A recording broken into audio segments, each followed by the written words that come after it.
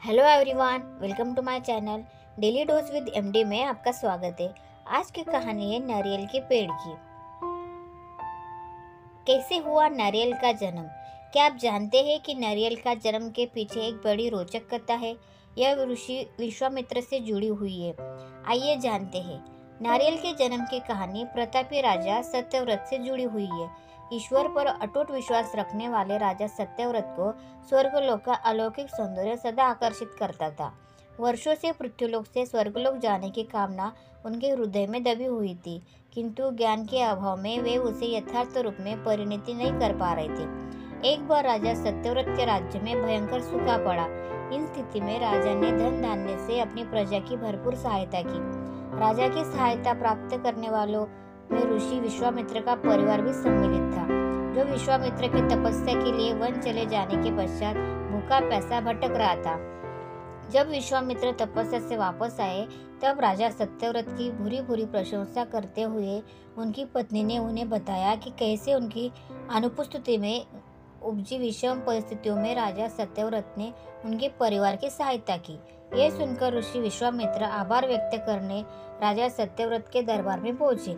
राजा सत्यव्रत ने उनका स्वागत और आदर सत्कार किया और उनके आने का कारण पूछा।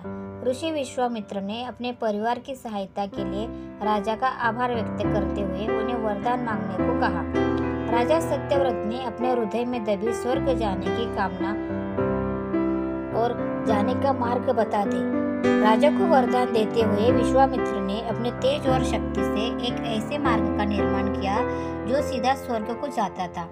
सत्यव्रत उस मार्ग से स्वर्ग के द्वार तक पहुंच गए, किंतु जैसे ही उन्होंने स्वर्ग के भीतर प्रवेश किया, देवराज इंद्र ने उन्हें धक्का दे दिया। सत्यव्रत पृथ्वी पर आ गिरे।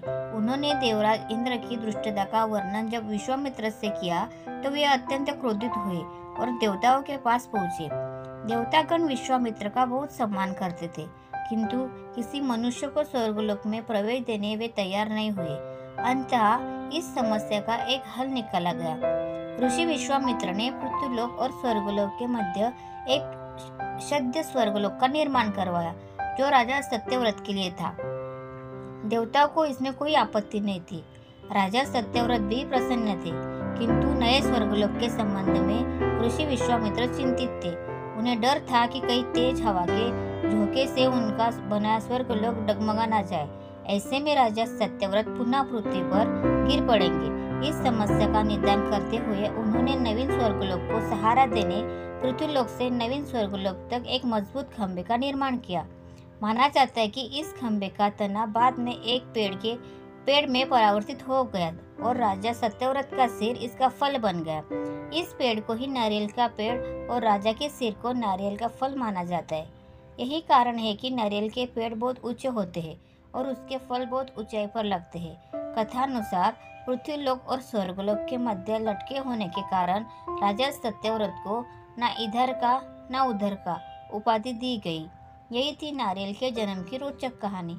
तो फ्रेंड्स, आपको ये कहानी कैसे लगी प्लीज़ कमेंट करके बताइए, और वीडियो अगर अच्छा लगा रहेगा तो प्लीज़ वीडियो को लाइक कीजिए, शेयर कीजिए और मेरे चैनल को सब्सक्राइब कीजिए। धन्यवाद। Thanks for watching.